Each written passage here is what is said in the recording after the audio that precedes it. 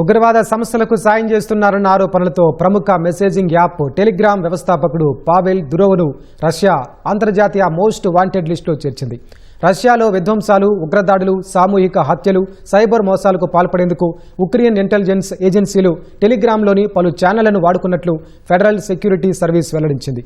దీని కారణంగా రష్యాలో భారీ ప్రాణనష్టం జరిగిందని, ఆ ఛానళ్లను తొలగించడంలో టెలిగ్రామ్ విఫలమైందని ఆరోపించింది. అయితే రష్యా అధికారులు తనపై క్రిమినల్ విచారణ ప్రారంభించారని పావెల్ దురోవ్ ఈ ఏడాది ప్రారంభంలోనే ప్రకటించారు. టెలిగ్రామ్ను నియంత్రించేందుకు కావాలనే సాకులు సృష్టిస్తున్నారని, గోప్యత, వాక్ స్వాతంత్ర్య హక్కులను అణచివేసే ప్రయత్నంలో భాగంగానే తప్పుడు ఆరోపణలు చేస్తున్నారని మండిపడ్డారు. ఉక్రెయిన్ యుద్ధం మొదలైన తర్వాత తమ దేశ రహస్య సమాచారం బయటికెళ్లకుండా రష్యా అధ్యక్షుడు పుతిన్ బహుముఖ ప్రయత్నాలు చేస్తున్నారు. ఈ క్రమంలోనే నిబంధనలు పాటించని వెబ్సైట్లు, యాప్లపై నిషేధం విధిస్తున్నారు.